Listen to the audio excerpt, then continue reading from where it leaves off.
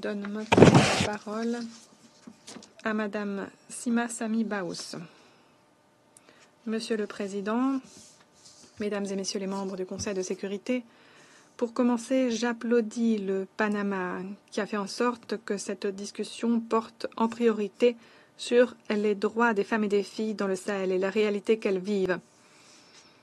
Cette région est la scène de la convergence de nombreux fléaux, le terrorisme, des coups d'État, des drames environnementaux, la pauvreté, la faim, un financement pour le développement qui s'amenuise, un accès humanitaire qui se réduit, un système multilatéral affaibli et la déclin de la présence de l'ONU sur le terrain. Et ce sont les femmes et les filles qui en paient le prix fort.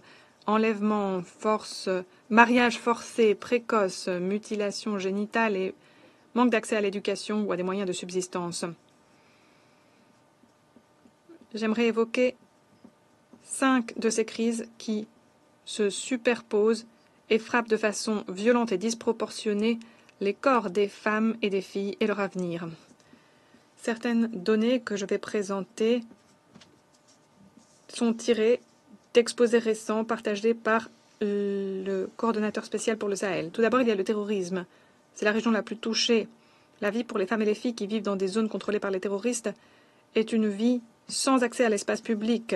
Leur liberté, leurs mouvements, leur apparence sont sujets de normes strictes. Au Niger, au Mali, au Burkina Faso, plus d'1 million de filles sont déscolarisées en raison d'attaques ou de menaces. Les enlèvements ne sont pas une conséquence secondaire du terrorisme au Sahel. C'est une tactique. Rien qu'au Burkina Faso, le nombre de femmes et de filles enlevées a connu l'année dernière une augmentation de 218%. Dans toute la région, 60% des filles déscolarisées n'ont même jamais pénétré dans une salle de classe. Lorsqu'une fille ne peut pas avoir accès à l'éducation, elle est vulnérable face au risque de mutilation, de mariage précoce, de grossesse précoce et de trafic. Au Mali, au Niger, au Tchad et au Burkina Faso, les taux de mariage d'enfants sont parmi les plus élevés au monde. Les mutilations génitales féminines concernent 90% des femmes au Mali et 76% des femmes au Burkina Faso.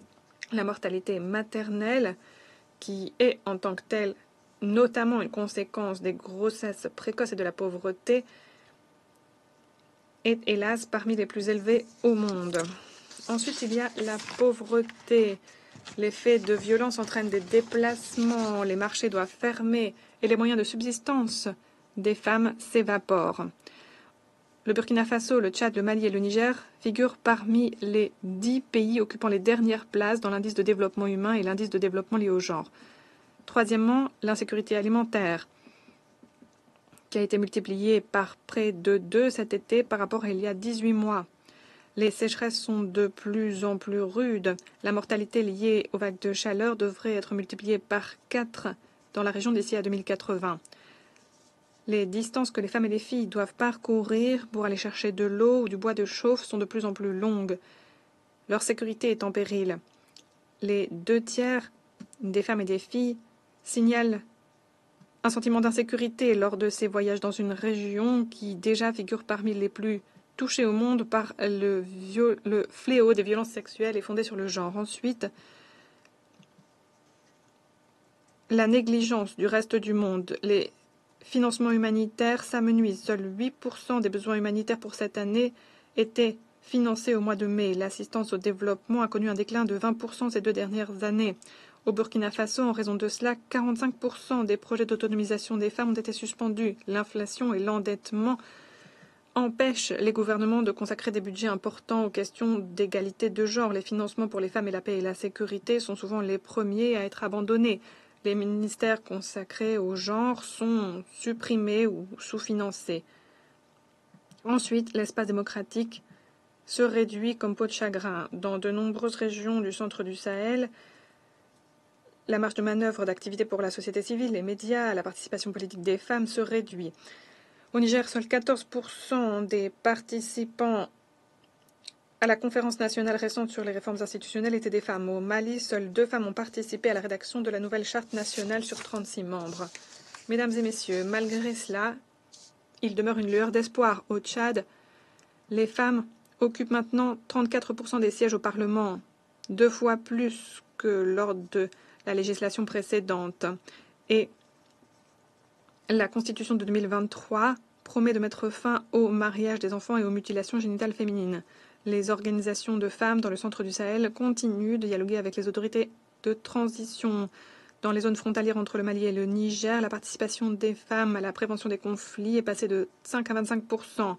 Les femmes aident à résoudre plus de 100 conflits liés aux ressources naturelles. Au Burkina Faso, au Mali, au Niger, des engagements ont été pris pour promouvoir la participation politique des femmes et faire respecter les résolutions du Conseil de sécurité en matière de femmes et paix et sécurité. L'Union européenne a promis 6 millions d'euros pour financer le plan Femmes et paix et sécurité du Tchad. J'encourage d'autres pays à lui emboîter le pas. La programmation conjointe de l'ONU a permis un retour à l'école pour les adolescentes plus important de 23% et a multiplié par 2 la participation des femmes à la gouvernance locale dans 34 communautés touchées par des conflits. La Banque mondiale a financé une initiative pour l'autonomisation des femmes au Sahel et pour le dividende démographique au Sahel. Cela a permis à 3 millions d'adolescentes d'avoir accès à des soins, à des espaces sûrs, à des formations. Le pacte pour les questions de genre pour le Sahel, avec à sa tête l'UNOWAS, veille à ce que le système de l'ONU obtienne des résultats concrets en matière de participation des femmes, notamment à des postes à responsabilité et analyse sur les questions de genre. Cette année, nous célébrons le 30e anniversaire de la déclaration de Beijing et le 25e anniversaire de la résolution 1325. Nous avons l'occasion de nous engager de nouveau en faveur des femmes et des filles au Sahel.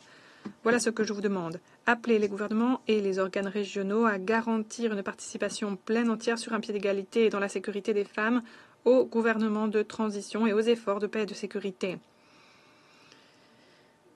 Appliquez les lois sur la discrimination positive et veillez à ce que la société civile ait un espace sûr, ouvert pour s'épanouir. Investissez au moins 15% des financements prévus pour la prévention de l'extrémisme violent aux questions de genre et d'égalité et demandez de mettre à jour les organes chargés des sanctions et de la lutte antiterroriste en fonction des préoccupations de genre. Appuyez le déploiement rapide de conseillers en la protection des femmes au sein de l'UNOWAS pour surveiller les tendances en matière de violences sexuelles. Et même en des temps difficiles sur le plan financier, j'appelle les partenaires internationaux à fournir des fonds directs, souples, de long terme aux organisations de défense des droits des femmes à travers des mécanismes comme le Fonds pour la consolidation de la paix et le Fonds humanitaire pour les femmes et la paix. Et surtout, Excellence, n'oubliez pas ce que nous disent les femmes qui vivent au Sahel. Nous ne pouvons pas abandonner la région, quelle que soit la situation politique, quelle que soit la situation financière, quels que soient les troubles géopolitiques. Restons solidaires des femmes au Sahel, non pas par charité, mais pour reconnaître leur potentiel et les possibilités qu'elles ont de forger un avenir meilleur. Merci. Je remercie Mme Baous pour toutes les informations qu'elle nous a transmises.